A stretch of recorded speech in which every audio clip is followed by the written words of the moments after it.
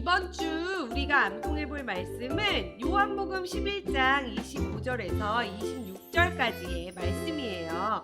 우리 먼저 함께 읽어볼게요. 예수께서 이르시되 나는 부활이요 생명이니 나를 믿는 자는 죽어도 살겠고 무릇 살아서 나를 믿는 자는 영원히 죽지 아니하리니 이것을 내가 믿느냐. 요한복음 11장 25절 26절 말씀. 이번에는 친구들 우리 이 말씀을 노래로 한번 불러볼게요. 예수께서 이르시되 나는 부활이요 생명이니 나를 믿는 자는 죽어도 살겠고 무릇 살아서 나를 믿는 자는 영원히 죽지 아니하리니 이것을 내가 믿느냐. 요한복음 11장 25, 26절. 그리고 이번 주가 성경 통독 마지막 주간이에요. 마지막까지 힘내서 성경 열심히 읽도록 전도사님들이 지금 응원하면서 마무리할게요. 하나, 둘, 셋, 화이팅! 생명 친구들 안녕하세요. 드디어 우리 영상 마지막입니다. 지난 100일 성경 통독 이제 며칠 안 남았는데요. 화이팅 했으면 좋겠고요. 이제 며칠에 끝나죠, 전사님? 네, 5월 12일까지라고 알고 있습니다. 네, 5월 12일까지 화이팅입니다. 전사님도 화이팅. 네, 화이팅. 네, 오늘은 무엇을 알아보나요?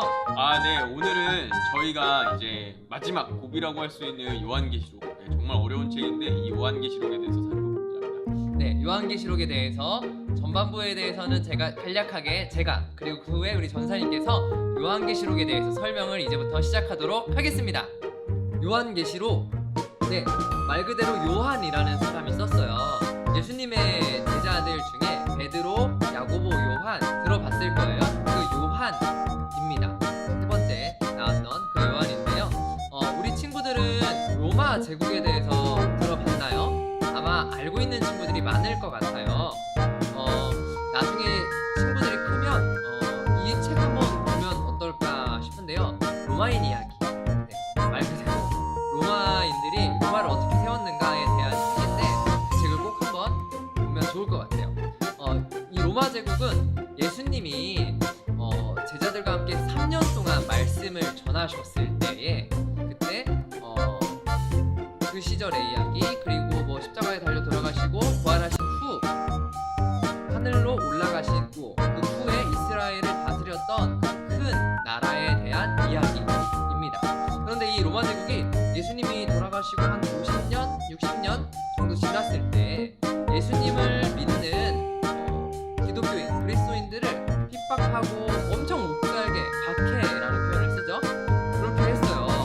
그래서 많은 그리스도인들이 늑대의 밥이 되기도 하고 예수님처럼 십자가에 달려서 처형을 당하는 순교를 당하는 모습들이 많이 보이게 됩니다.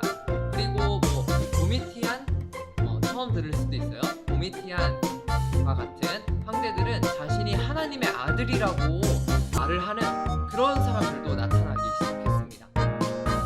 그러면서 자기를 섬겨야지 뭐 누굴 섬기는 거냐 하면서 막 사람들을 죽이기도 하고 그랬는데요. 요한계시록은 이러한 상황에서 이러한 핍박 그리고 박해에도 굴하지 않고 요한이 우리 기독교인들의 믿음을 지키기를 당부하는, 믿음을 지키자라고 하는 그런 말들로 일종의 편지이면서 미래에 대해서 이야기를 하는 묵시라는 표현을 쓰는데요. 그런 예언의 형식으로 기록한 책입니다. 예수님의 제자인 요한은 예수님을 믿고 그 이름을 다른 사람들에게 전한다는 이유로 반모섬이란 곳에 gat혀 있었어요.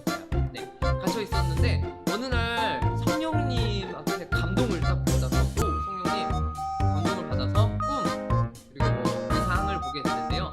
계시록 책을 읽다 보면 우리들은 우주라는 무대를 배경으로 하나님과 그리스도 그리고 그 반대편인 사단이 서로 싸움을 벌이는 이야기가 적혀 있는 것을 보게 될 거예요. 그런 걸 알 수 있는데요. 물론 그 전쟁의 결과는 당연히 하나님, 예수 그리스도의 승리입니다.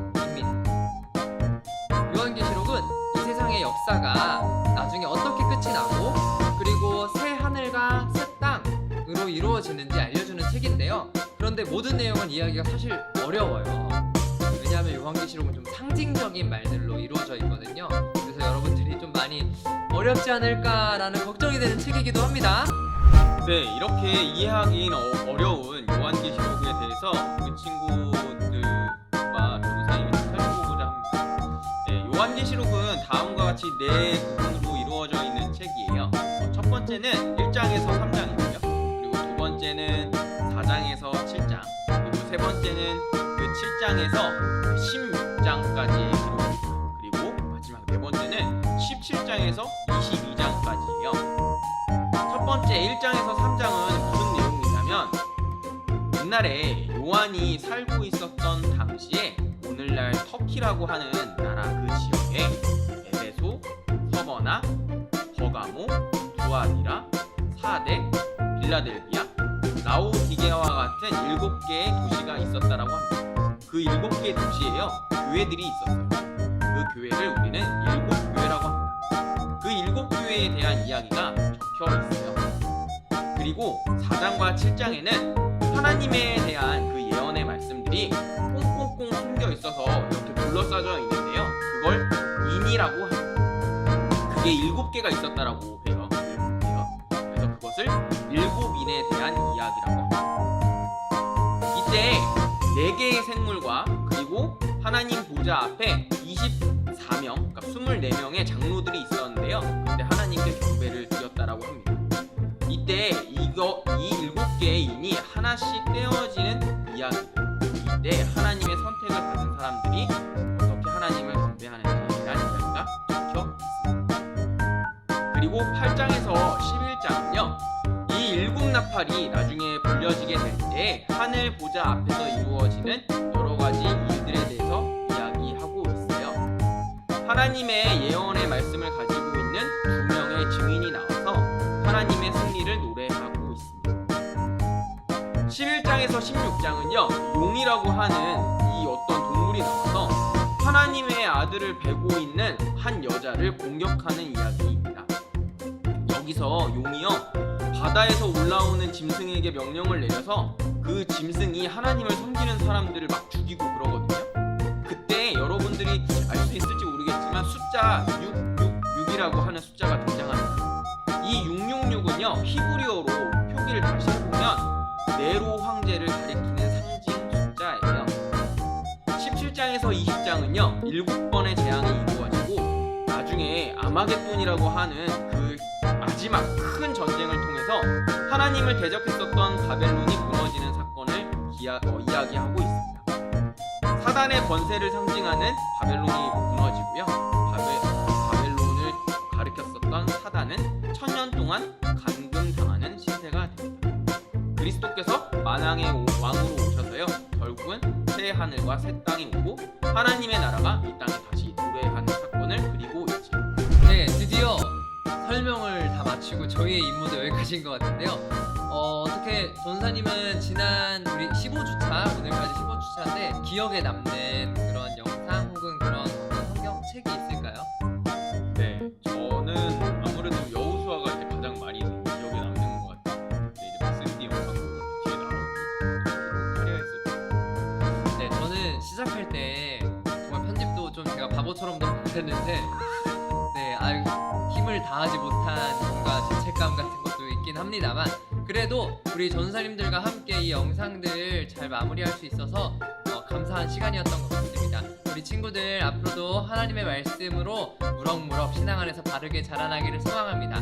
네, 여러분들 지난 100일 동안 앞으로 조금 남았지만 정말 수고 많았습니다. 우리 하나님 말씀 안에서 바르게 자라나는 어린이가 되기를 소망하며 안녕!